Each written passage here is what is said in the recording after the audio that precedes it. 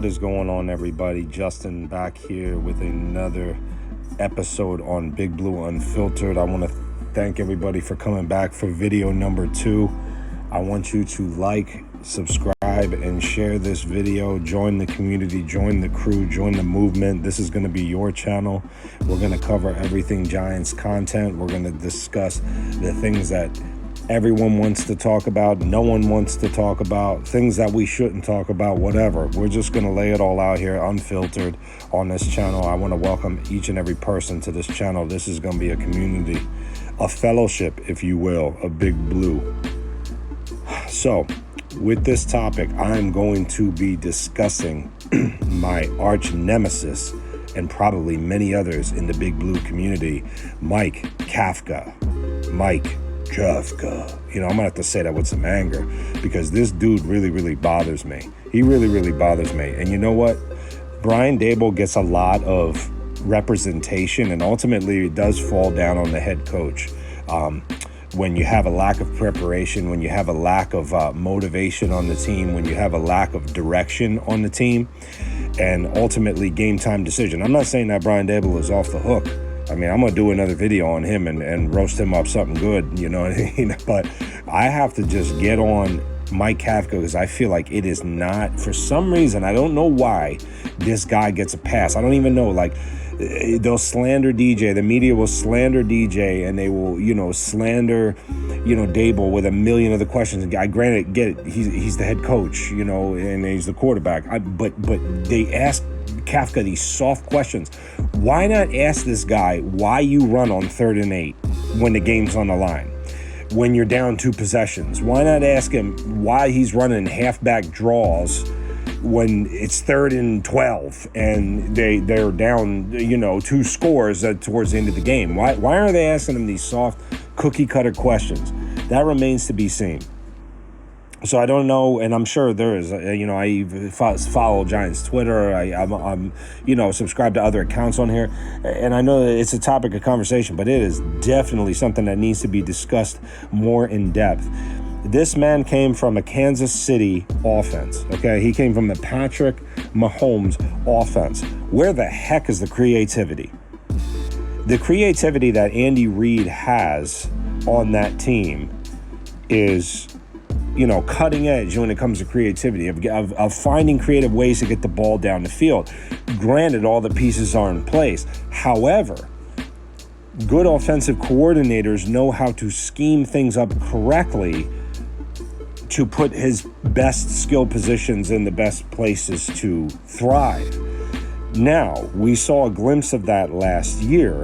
We saw where Mike Kafka was operating in a very different way. Granted, he still had those bonehead decisions. You know what I'm talking about? Those stupid decisions, again, with the play on long downs, or he would run on a really 2nd and long down, then set up Daniel Jones for a guaranteed pass play, on 3rd and long, and they have to tee off on him all the time. But he's getting into this terrible habit of just continuously passing all the time.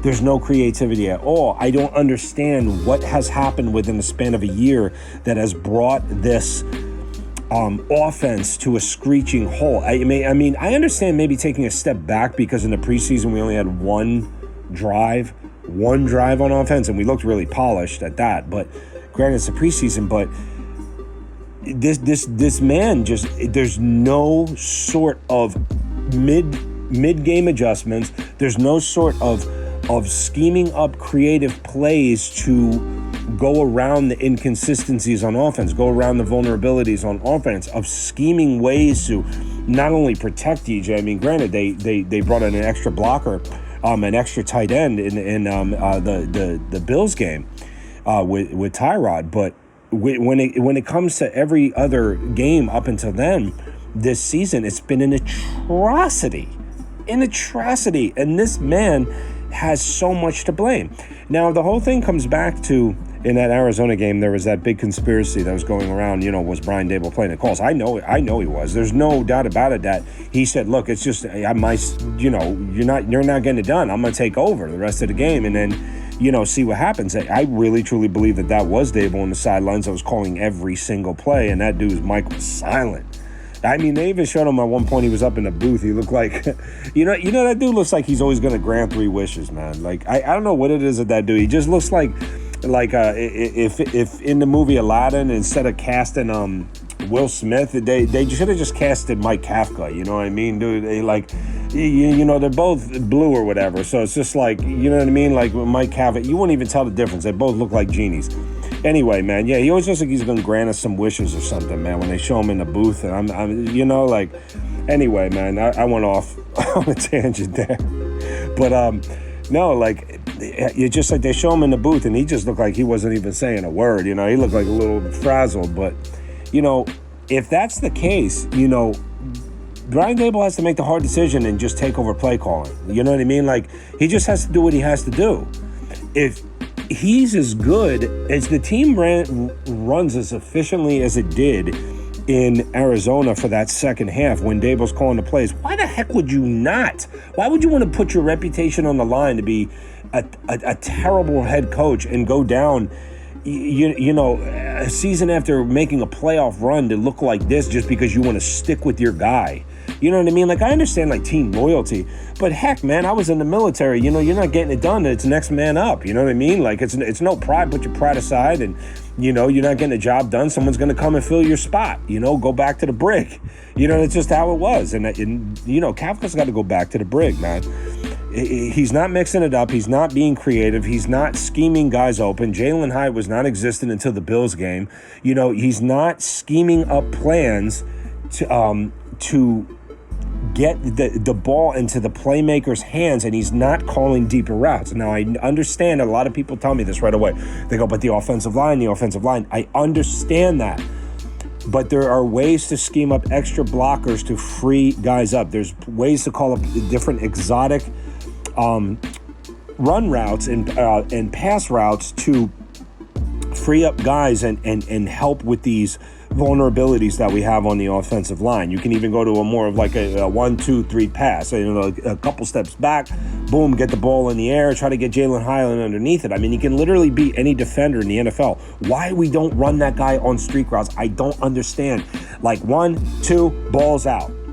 Right? We at least have 2 seconds. 1, 2, ball is out. Get some sort of play where you can air the ball out and get Jalen Hyatt down the field. Guarantee you that dude is going to at least get a couple of those. At least get past a couple of defenders. And if not, they're going to end up holding them or pass interference because they get so frustrated how this rookie is just burning right by him. I mean, we saw that with Sauce Gardner in that preseason game. He was holding them like crazy because he kept getting past them. Anyway, that's all I got, man. We got to start having accountability on this team, man. And I understand that it goes to Daboll, and I even had my first video on John Mara. But man, oh man, the genie Mike Kafka, man, he's got to get some blame for this because he has a putrid play calling ability, and he does not understand situational football. He doesn't have situational awareness, and he's constantly putting Daniel Jones in terrible spots where it's just easy to get him picked off, easy to get him sacked, or easy to get him frazzled, because the pressure's always on him. He has to switch it up, or he's got to go, or Daboll's got to make the switch. That's all I got, man. I appreciate you guys. Thanks a lot. Like I said, like, subscribe, share. Welcome to the movement. Let's get it going in the comment section. God bless.